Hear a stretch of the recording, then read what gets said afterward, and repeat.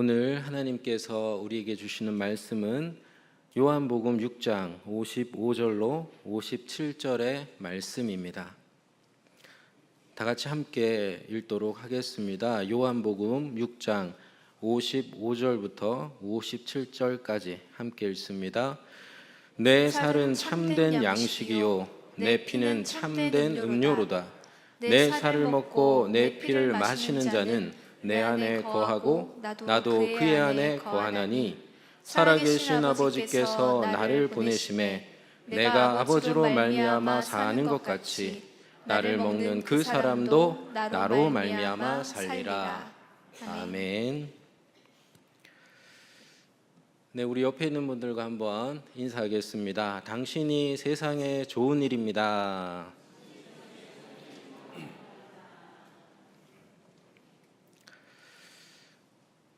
여러분 한 분 한 분이 세상에 좋은 일임을 기억하며 살아가시기를 바랍니다. 초등학교에 이런 시험 문제가 나왔다고 합니다. 여러분도 한번 풀어보세요.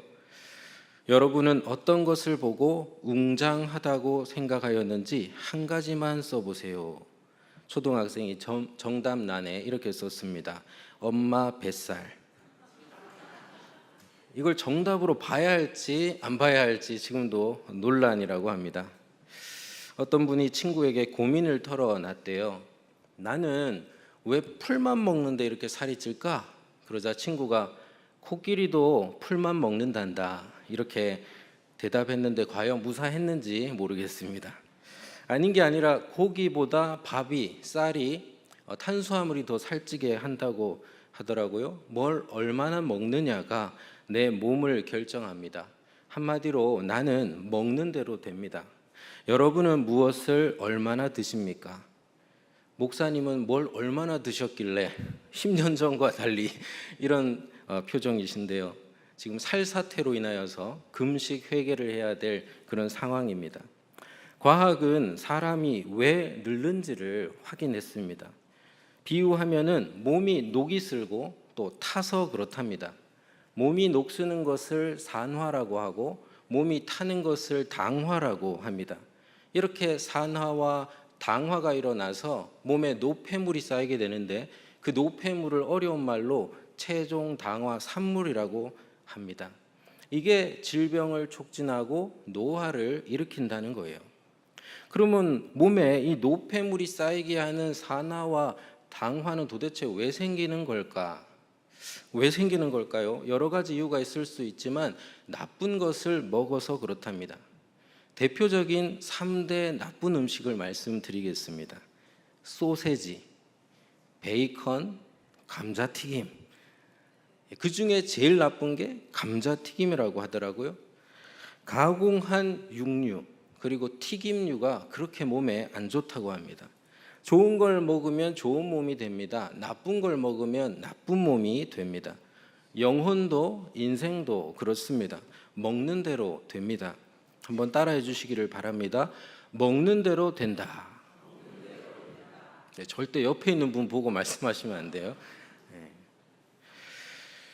처음 전도사 사역을 시작하면서 찬양 인도자로 청년부 3일 금식 수련회를 가게 됐습니다. 3일을 굶으면서 방방 뛰면서 찬양을 인도했습니다. 점점 기력이 빠지고 다리가 풀리고 나중에는 점프를 하는데 제자리에 있어요. 점프가 안 됩니다. 그런데 셋째 날에는 애찬식을 하는 거예요. 애찬식은 일종의 간소한 성찬식이거든요. 당시 어떻게 진행했냐면 저기 앞에서부터 빵 덩이를 조금씩 떼면서 뒤로 넘기는 거예요. 제가 맨 뒤에 있었거든요. 점점 빵이 저에게 다가오고 있지만 점점 작아지는 겁니다. 그때 제 심정을 노래로 표현하면 내 거친 생각과 불안한 눈빛과 점점 작아지고 있습니다. 드디어 3일을 굶은 제 손에 빵이 들려졌습니다. 내적 갈등이 막 일어나는 거예요. 이걸 많이 뜯어야 되나 적게 뜯어야 되나. 많이 뜯으면 성찬 배식에 실패하게 되고 적게 뜯으면 이 굶주린 허기를 채울 수가 없고 깊은 내적 갈등 속에 이 주님의 몸된 빵을 뜯어서 입에 넣었습니다. 맛있었을까요? 맛없었을까요? 제가 먹어본 성찬빵 중에 가장 맛있었습니다. 근데 이런 죄책감이 올라오는 거예요. 주님의 살과 피가 이렇게 맛있어도 되는가? 그러면서 오늘 말씀 요한복음 6장 55절의 말씀이 떠올랐습니다. 우리 같이 한번 읽어보도록 하겠습니다. 시작.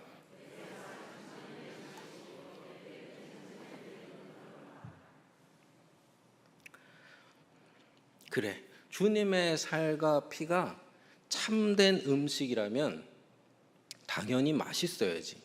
여러분, 참된 음식이면 맛도 좋고 몸에도 좋아야 되잖아요. 아, 그렇구나. 맛있는 성찬빵을 먹으면서 깨달았습니다. 주님은 우리의 영혼과 삶을 참으로 맛있게 하는 하늘에서 내려온 참된 음식이구나 하는 것을 깨달았습니다. 그래도 예수님을 먹는다? 부담스럽지 않습니까? 거북하지 않습니까? 하지만 예수님을 음식에 비유한 것은 제가 아니고 예수님 자신입니다. 예수님이 자초하신 거예요.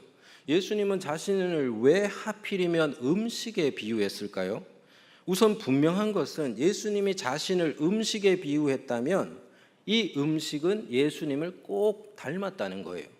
그러면 예수님과 음식이 어떤 점이 닮았을까요? 공통점이 뭘까요? 여러분, 음식을 한번 생각해 보십시오. 음식은 우리의 입속에서 부서지고 깨어지고 으깨어집니다. 그렇게 자신을 희생하여서 자신을 우리에게 내어주어서 우리 몸속으로 들어가서 우리의 몸의 일부가 되고 우리 안에서 변화를 일으킵니다. 가만히 생각하면 이보다 신비한 것이 없고 이보다 사랑을 더 잘 설명한 것이 없습니다.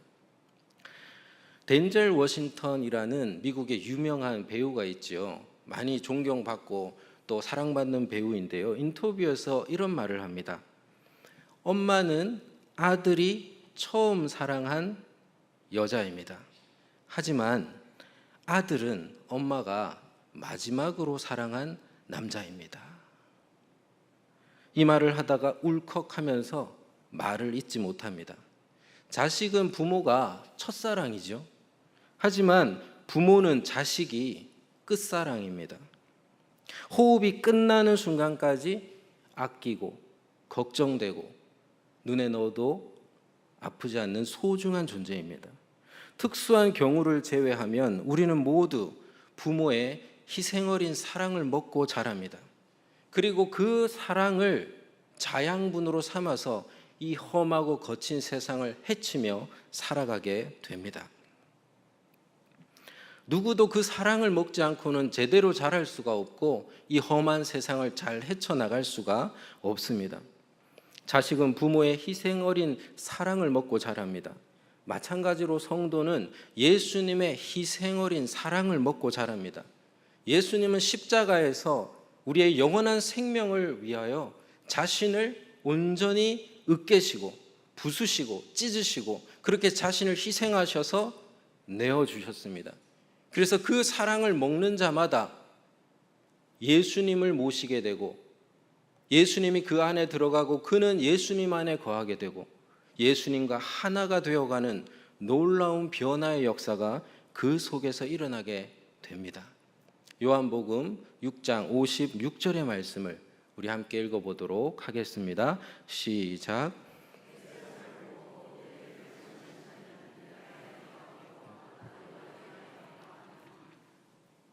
한번 따라해 주시기를 바랍니다. 손을 가슴에 얹고요. 내 안에 예수님이 계십니다. 여러분 믿으십니까? 아멘. 예수님이 십자가에서 죽으시고 끝난 게 아니라 그 희생어린 사랑을 믿고 받아들이고 마음에 모신 사람은 마치 음식을 먹는 것 같이 그것을 우리의 영혼 가운데 받아들였기 때문에 예수님이 우리 안에 들어오시고 우리는 이제 예수님 안으로 들어가게 돼서 우리가 하나 되어가는 그 영생의 삶이 우리에게 펼쳐졌다라는 것입니다. 예수님은 부모가 자식에게 그러하듯이 기꺼이 우리의 음식이 되어 주십니다. 그래서 우리가 예수님의 희생어린 사랑을 먹으면 예수님은 우리의 일부가 되고 우리 안에서 변화를 일으키시는데 그 변화가 뭡니까? 그 사람도 예수님을 닮아가게 합니다. 그 사람도 예수의 맛이 나게 하십니다. 예수님은 마태복음 5장 13절에서 예수 믿는 우리도 맛이 나야 한다고 말씀하십니다. 너희는 세상의 소금이니 소금이 만일 그 맛을 잃으면 무엇으로 짜게 하리요? 후에는 아무 쓸데없어 다만 밖에 버려져 사람들에게 밟힐 뿐이니라 하였습니다. 세상에는 많은 맛들이 있습니다. 그죠? 권력의 맛, 돈의 맛, 쾌락의 맛, 인기의 맛. 어떤 사람들은 자기 잘난 맛에 살아가죠. 교회는 어떤 맛이 나야 합니까? 예수의 맛이 나야 합니다. 하나님이 맛보셨을 때 소금 맛이 나야 합니다. 그렇지 않으면 쓸모가 없어지고 쓸모 없어지면 버려지고 버려지면 밟히게 됩니다. 여러분, 우리 교회의 제1번 꿈이 뭡니까? 세상의 소금이 되는 것입니다. 오죽하면 이름을 세상의 소금 염산교회라고 지었겠습니까?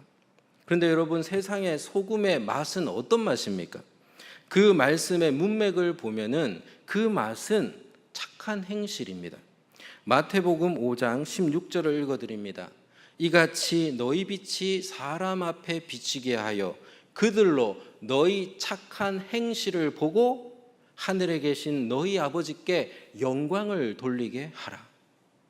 너희의 착한 행실을 맛본 세상이 그 맛에 감탄하여서 그 맛을 내게 하신 하늘에 계신 너희 아버지께 영광을 돌리게 하라는 말씀입니다.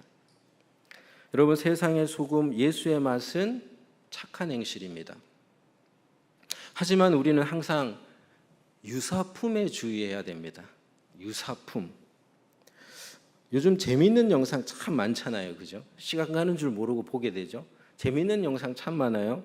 이런 영상을 봤어요. 어떤 여자분이 소프트 아이스크림을 먹고 있었습니다. 하얀 소프트 아이스크림을. 그런데 하얀 게 떨어진 거예요. 그래서 본능적으로 먹었습니다. 먹었는데 맛이 이상해요. 인상을 딱 찌푸려요. 근데 머리 위로 새가 날아가는 거예요. 예, 그 하얀 게 과연 무엇이었는지는 여러분의 상상에 맡기겠습니다. 이 하얗고 또 부드럽다고 해서 다 아이스크림이 아닌 것입니다. 여러분, 짜다고 다 소금이 아니고요. 건강한 짠맛도 있고 불건강한 짠맛도 있습니다.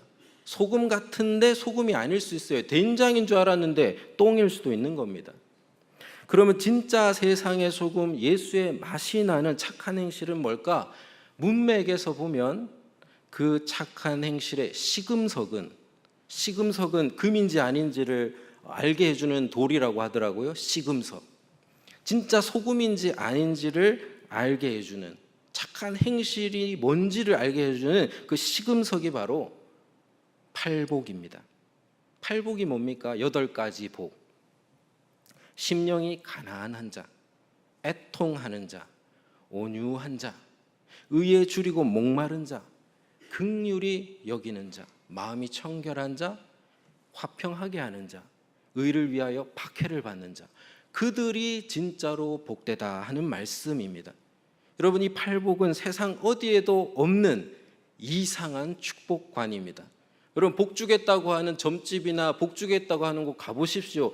이런 복을 내걸고서 여기 와서 복 받으십시오 라고 하는 곳이 있습니까? 세상 어디에도 없는 이상한 축복관입니다. 새 속에 물든 사람이라면 누구든지 본능적으로 거부하게 되는 그런 축복들입니다. 하지만 바로 그렇기 때문에 이 팔복은요, 세상에 없는 맛입니다. 하나님이 맛보시기에 진짜 소금 맛입니다. 여러분, 이 팔복만큼 예수님의 삶을 잘 요약한 말씀이 어디에 있습니까? 팔복은 세상의 소금 예수의 맛, 그 맛을 감별하는 시금석입니다. 결국 세상의 소금 맛은 일반적으로 말하자면 착한 행실이지만 그것을 좀 더 구체적으로 말하자면 그것은 팔복으로 드러나는 예수의 삶입니다. 같이 요한복음 6장 57절의 말씀을 읽도록 하겠습니다. 함께 읽겠습니다.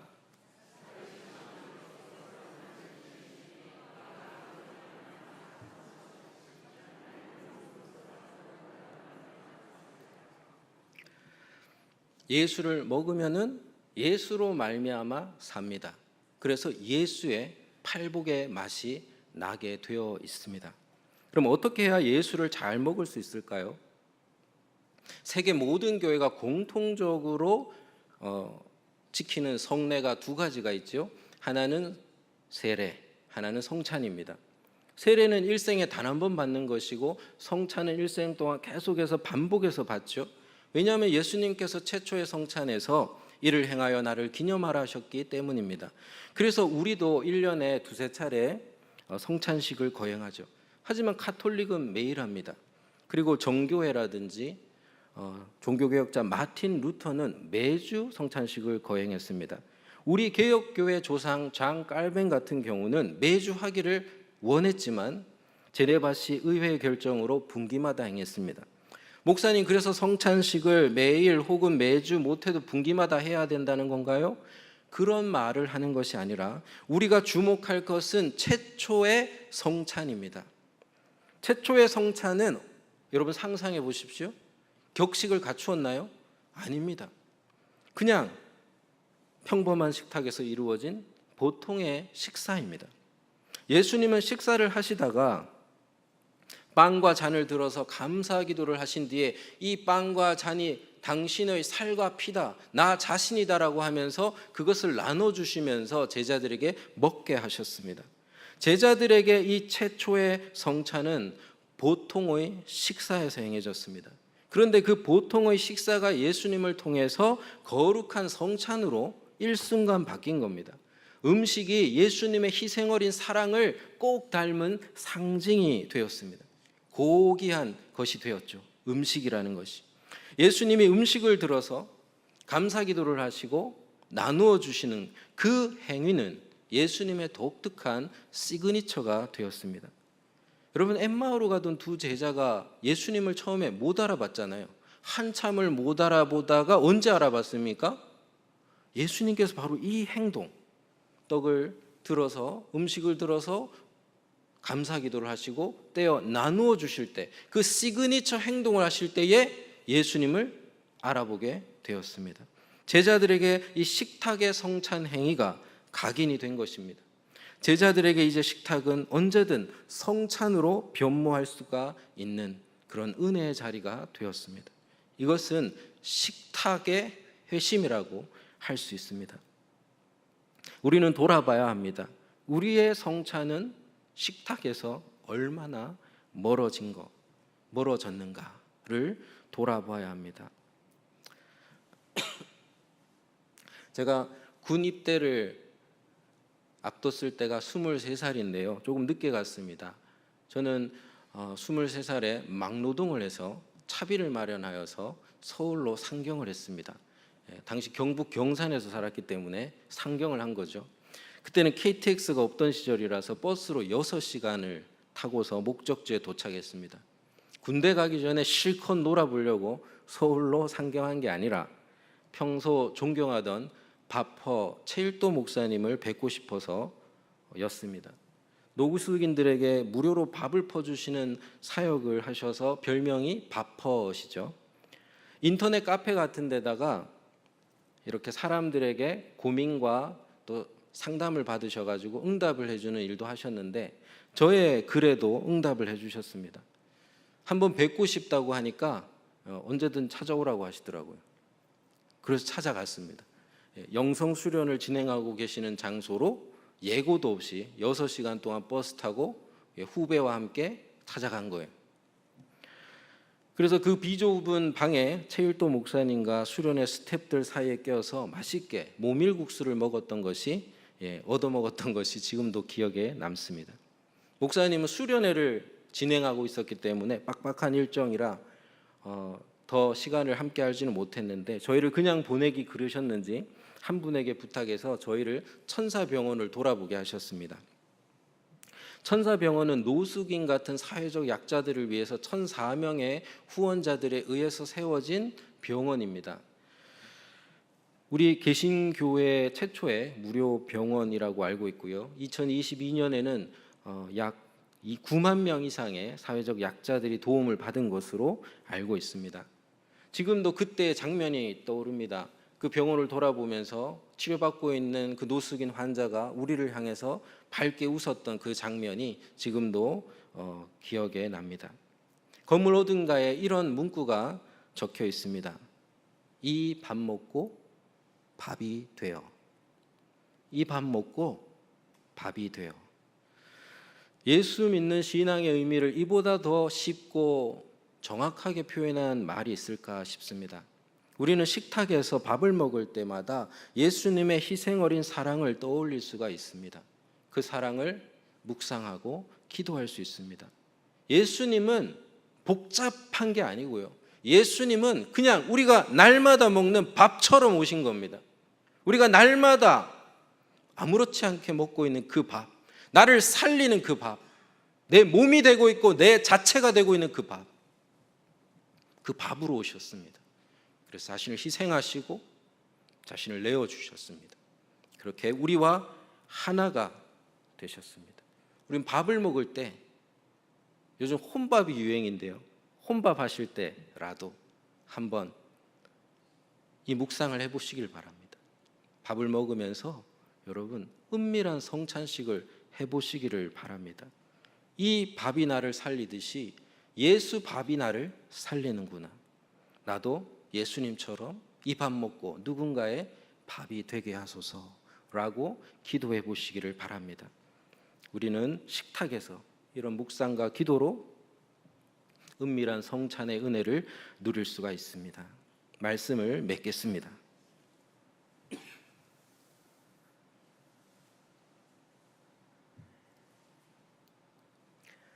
먹는 대로 됩니다.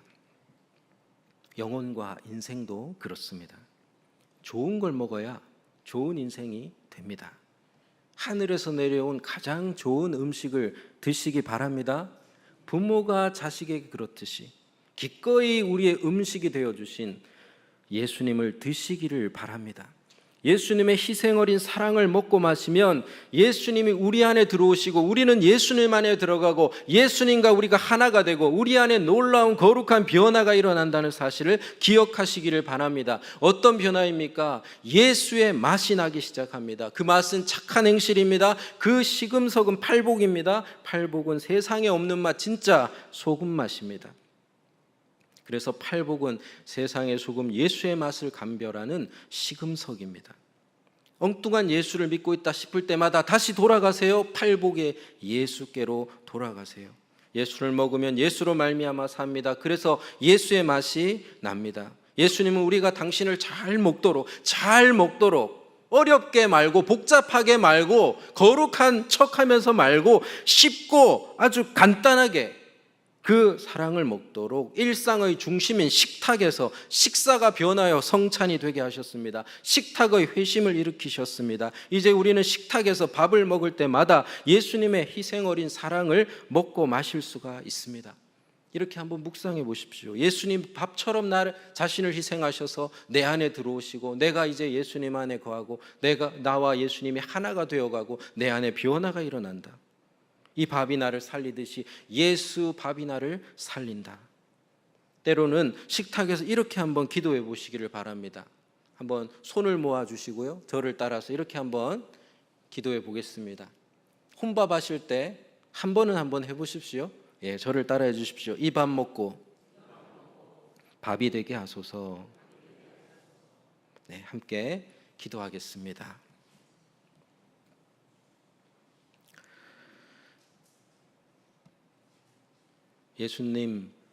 예수님은 어렵고 복잡하게 우리에게 오신 것이 아니라 우리의 삶 속으로, 일상 속으로, 그 일상의 중심 식탁에서 우리에게 찾아오셨습니다.